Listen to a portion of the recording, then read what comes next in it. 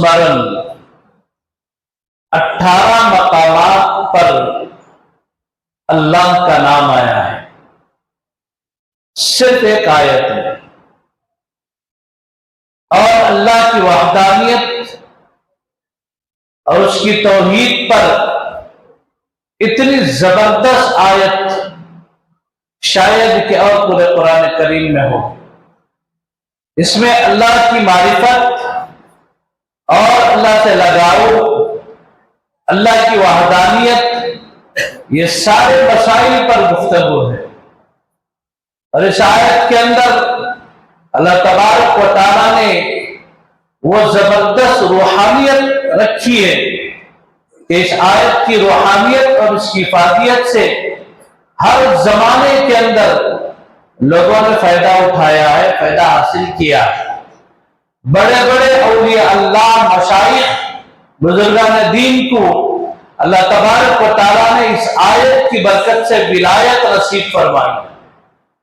हर फर्ज नमाज के बाद इसे पढ़ने का मामूल बना दे और बंदा जब इसे पढ़ता है, बहुत सारे अकाबिर अपने मुजर्रबात में लिखते हैं और बाद अहादीस के हवाले भी इस पर मौजूद हैं। जब फर्ज नमाज के बाद आयतल कुर्सी पढ़ने का एहतमाम किया जाता है तो आखिरी वक्त में जब रूह निकलने का वक्त होगा, अल्लाह तबारक व तआला उस बंदे की रूह ऐसे निकालते जैसे मस्के से बाल निकल गए। इतनी आसानी से अल्लाह ताला बंदे की रूह निकाल लेते हैं। ये आयतल कुर्सी की बरकत। और आज के इन हालात में सहर, जादू, जिन्नात, ये जितने भी मसाइल का शिकार है उम्मत, इसकी वाहिद वजह यही है कि कुरान करीम की इन आयात के वज़ाइफ हमने छोड़ दिए, कुरान करीम को हमने छोड़ दिया। अल्लाह तबारक व तआला ने कुरान करीम के अंदर जो रूहानी ताकत रखी है, इस ताकत को हमने फरामोश कर दिया। चाहे कितना बड़ा जिन क्यों ना हो, कितना बड़ा शैतान क्यों ना हो, उसकी ताकत को तोड़ने के लिए बस एक आयत की ताकत काफी है। अगर हम सही मानों में इसका इस्तेमाल करें। हमारा हाल क्या है, मिसाल के तौर पर समझे, हथियार हमारे हाथ में है लेकिन हथियार चलाना नहीं आ रहा हम लोगों को। AK-47 या लांचर, इस तरह के जबरदस्त कभी हथियार हमारे पास मौजूद है लेकिन चलाने का तरीका नहीं हमारे पास, चलाने का तरीका नहीं आ रहा, जिसकी वजह से हमारे पास हथियार के बावजूद दुश्मन हमारे से बेखौफ है। दुश्मन हमारा खौफ नहीं रखता। क्यों? मालूम है उसे हथियार लेकिन चलाना नहीं आता। बिल्कुल इसी तरह अल्लाह तबारक व तआला ने इस उम्मत को आयतल कुर्सी ने की ताकत अता फरमाई लेकिन इसका इस्तेमाल नहीं आया। तो फिर इसके लिए करना क्या है?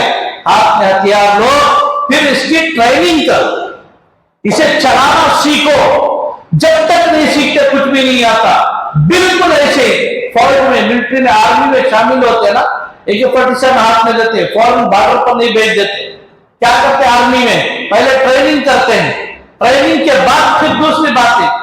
बिल्कुल इसी तरह आयतल कुर्सी को अल्लाह ने दी है लेकिन अल्लाह ने इसकी ताकत का जिसे अंदाजा अता किया है उसके पास बैठकर ट्रेन करो, इसे सीखो, इसके पढ़ने का तरीका क्या है, इससे फायदा उठाने का तरीका क्या है, इसे सीख कर पढ़ो, फिर देखो अल्लाह तबारक व तआला क्या जबरदस्त कुव्वत अता फरमाते हैं। आज उम्मत मुस्लिमा कसीर तादाद में जिन्नात और शयातीन के हालात से परेशान है। नहीं, क्या हुआ उसके आगे को आगा, क्या हुआ उसके आगे को आगा, क्या हुआ खुला हुआ, क्यों हो रहा है सब? हमारे पास ताकत और कुव्वत के बावजूद हम उसकी ताकत से महरूम हैं, हमें आता नहीं है कुछ। हज़रत अबू हुरैरा रज़ियल्लाहु ताला, ये बिल्कुल बुखारी में रिवायत है। हज़रत अबू हुरैरा रज़ियल्लाहु ताला, इनका गल्ले का ढेर था। एक शख्स आया, आकर गल्ला चुराने लगा।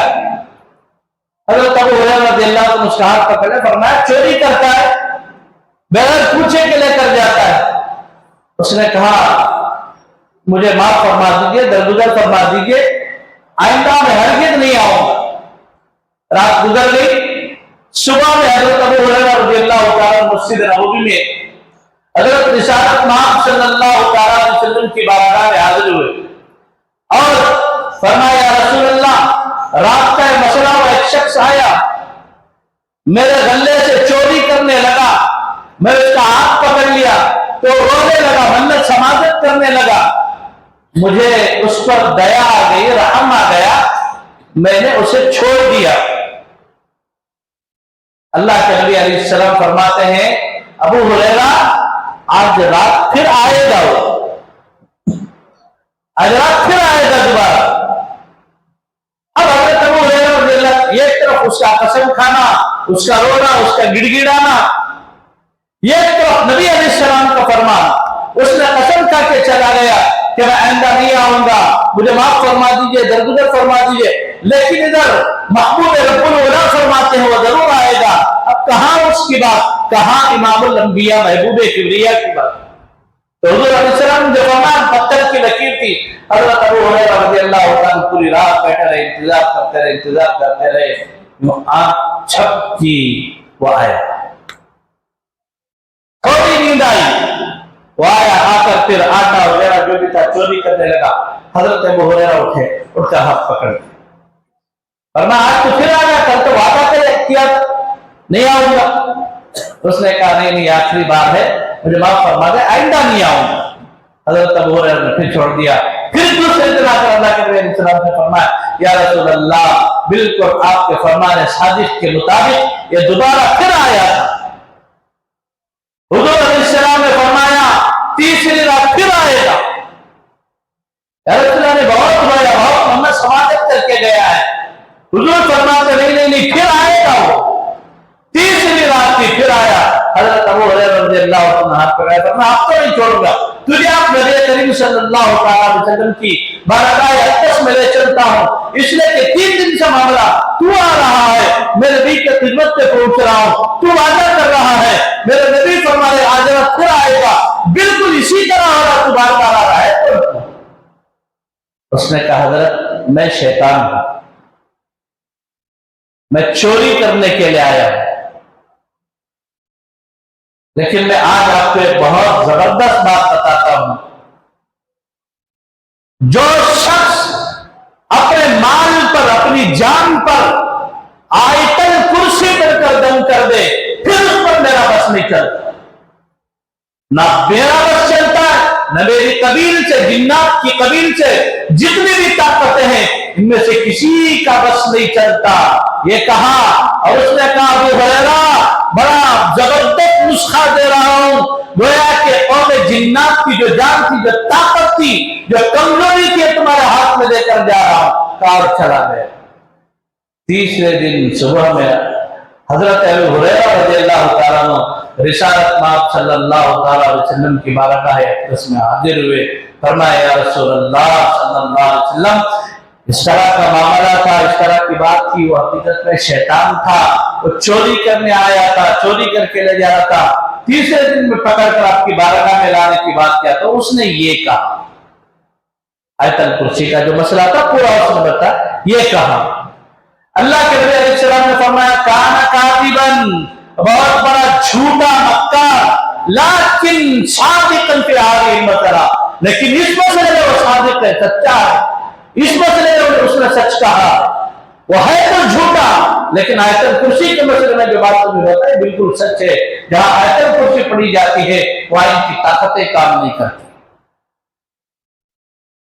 یہ تو اس کا ایک فائدہ ہو گیا، لیکن جو آدمی کثرت سے آیت الکرسی پڑھتا ہے، جس طرف سے گزرتا ہے جنات کے قبیلے تھراتے ہیں اسے دیکھ۔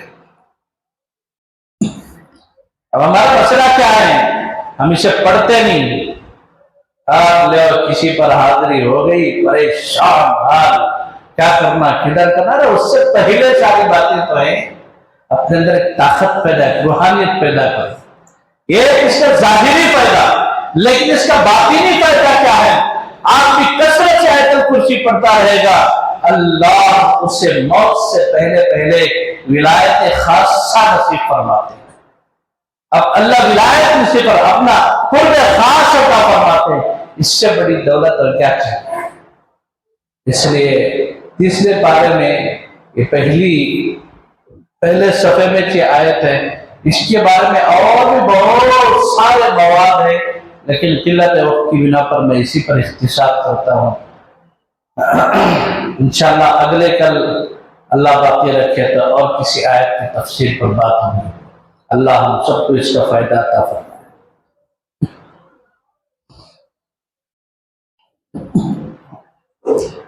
فقہی مسائل میں سے ایک مسئلہ ہے روزے کی حالت میں انجیکشن لینا، یہ کیسا ہے، کیوں کر رہے ہیں؟ ایک آدمی بیمار ہو گیا، بخار آ گئی، تو کیا روزے کی حالت میں انجیکشن لے سکتے ہیں کیا؟ تو حضرات فقہا لکھتے ہیں کہ روزے کی حالت میں انجیکشن لے سکتے ہیں اگر انجیکشن لینے سے افاقہ نہیں ہوا، طبیعت ٹھیک نہیں ہوئی۔ ڈاکٹر کیا ہوتا ہے، ایک تو باٹلا چڑھانا، اب کیا ہوتا ہے، ایک طرف تو روزہ بھی ہے، ایک طرف تو باٹلا چڑھانا، ڈرپ لگاتے نا ہاتھ میں سوئی، وہ جو پانی کا باٹل لگا کر۔ اب کیا مسئلہ ہے اس کا؟ اب جو گلوکوز کا باٹل چڑھاتے ہیں، چڑھانا کیسا ہے، کیا ہے؟ فقہا لکھتے ہیں کہ بلا کراہت جائز ہے۔ کیوں؟ اس لیے کہ مفسد صوم، روزے کا ٹوٹنا جو مسئلہ ہے، روزے کی ٹوٹنے کی جو بات ہے، حلق کے ذریعے سے کوئی چیز معدے تک پہنچنا۔ اب یہاں جو ڈرپ چڑھایا جاتا ہے نا، گلوکوز کی باٹل جو لگائی جاتی ہے، یہ رگوں کے ذریعے سے، نسوں کے ذریعے سے یہ چیز انسان کے خون میں گردش کرتی ہے، لہذا معدے پر اثر انداز نہیں ہوتی، اس لیے یہاں پر روزے پہ کیا بھی حرج نہیں ہوتا۔ ایک اور مسئلہ ہے روزے کی حالت میں خون چڑھانا۔ بعض مطلب ایسا ہو جاتا ہے خون کی کمی ہو جاتی ہے، اب ڈاکٹر لکھ دیتے ہیں فوراً خون چڑھانا، انہیں روزہ بھی ہے، اب کیا کرنا؟ ایسی حالت میں خون بھی چڑھا سکتے ہیں، اس سے بھی روزے میں کوئی فرق نہیں پڑتا۔ علت وہی ہے، بات وہی ہے جو میں نے کہی کہ اس کا تعلق نسوں سے ہے، نس کے ذریعے سے نسوں کے اندر یہ چیز کام کرتی ہے۔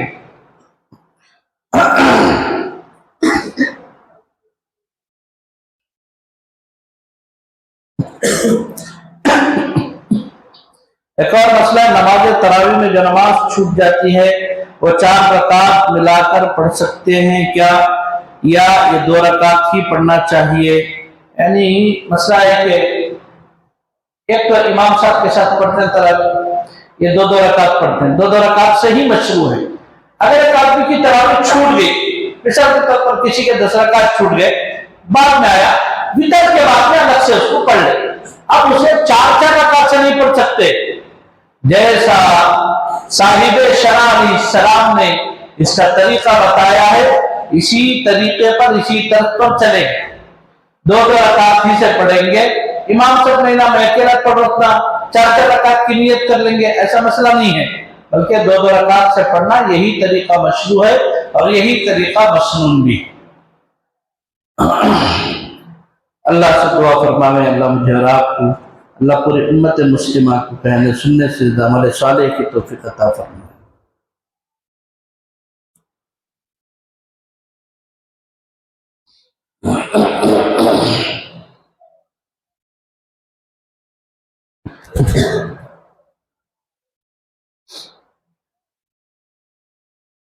الحمدللہ رب العالمین، اللہم صلی علی سیدنا شفینا حبیبنا مولانا محمد بارک وسلم۔ ربنا ظلمنا انفسنا وان لم تغفر لنا وترحمنا لنكونن من الخاسرین۔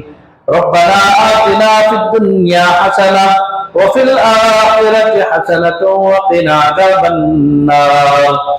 ربنا هب لنا من ازواجنا وذرياتنا قرة اعين واجعلنا للمتقين اماما اللهم انا نسألك الهدى والتقى والعفاف والغنى اللهم انا نسألك علما نافعا واعمالا متقبلا ورزقا واسعا وحلالا طيبا وشفاء من كل داء يا حي يا قيوم برحمتك نستغيث جزا الله عنا محمدا ما هو اهله صلی اللہ علیہ وسلم. اللہ ہمارے گناہ کو معاف فرما. یا اللہ خطاؤں سے لغزشوں سے درگزر فرما. اللہ ہم سب کے سیئات کو حسنات سے مبدل فرما. اللہ خیر کے فیصلے فرما, بلائی کے فیصلے فرما. اللہ عفت کے فیصلے فرما, عافیت کے فیصلے فرما, عفو درگزر کے معاملے فرما. اللہ قسم کے شر سے پوری امت مسلمہ کی حفاظت فرما. اللہ ہر قسم کی عافیت عطا فرما. اللہ اس ماہ مبارک کی برکتیں, رحمتیں, سعادتیں سب کچھ نصیب فرما. اللہ محرومی سے حفاظت فرما. اللہ بے ادبی سے حفاظت فرما. اللہ گستاخی سے حفاظت فرما. یا اللہ تیری مدد فرما, نصرت فرما. یا اللہ 11 مہینے گناہ کرتے کرتے تھک کر اللہ اب تیری بارگاہ میں آئے ہیں. اللہ تو مدد فرما. اللہ تیری مدد کے بغیر ہم قدم نہیں چل سکتے. اللہ تیری مدد کی بہت ضرورت ہے. اللہ تیری نصرت کی بہت ضرورت ہے. اللہ تو اپنی مدد و نصرت فرما. اللہ امت کے مصائب کو, حالات کو, مشکلوں کو, پریشانیوں کو اللہ سہولتوں میں تبدیل فرما, آسانیوں میں تبدیل فرما. یا اللہ پاکیزگیوں میں تبدیل فرما. اللہ مدد و نصرت کے سانچوں میں ڈھال دے. یا اللہ جو بے گناہ مسلمان قید خانوں میں یا اللہ زندگیاں کاٹ رہے ہیں, یا اللہ ان کی رہائی کے فیصلے فرما. اللہ ان کی رہائی کے فیصلے فرما. اللہ تو ان کے حق میں مدد فرما. اللہ تیری نصرت کے فیصلے فرما. یا اللہ ظاہری عدالتوں کے فیصلے تو ظاہری ہوتے ہیں. یا اللہ تیری عدالت میں ہم گہار لگاتے ہیں. یا اللہ ان کی رہائی کے فیصلے فرما. اللہ ان کی مدد فرما, نصرت فرما. یا اللہ ان کے گھروں کا تو کفیل بن جا, کارساز بن جا. اللہ جتنے لوگ بیمار ہیں اللہ نے شفاء کلی عاجلہ مستمرہ دائمہ نصیب فرما. یا اللہ جو ہسپتالوں میں زیر علاج ہیں اللہ جلد سے جلد یعنی شفاء کلی نصیب فرما. مولا کریم اسی محلے کے ایک صاحب کا آپریشن ہونے والا ہے, اللہ ان کے حق میں صحت و تندرستی کے فیصلے فرما. اللہ عافیت کے فیصلے فرما, عفو درگزر کے معاملے فرما. اللہ جو مانگا گیا ابھی عطا فرما. اللہ مانگنے سے بہت کچھ رہے گا, سب عطا فرما. اللہ اس دعا کو حضرت نبی پاک صلی اللہ علیہ وسلم کے وسیلے سے قبول فرما. صلی اللہ تعالی وسلم علی خیر خلقہ محمد وعلی آلہ واصحابہ اجمعین. آمین برحمتک یا رحمت.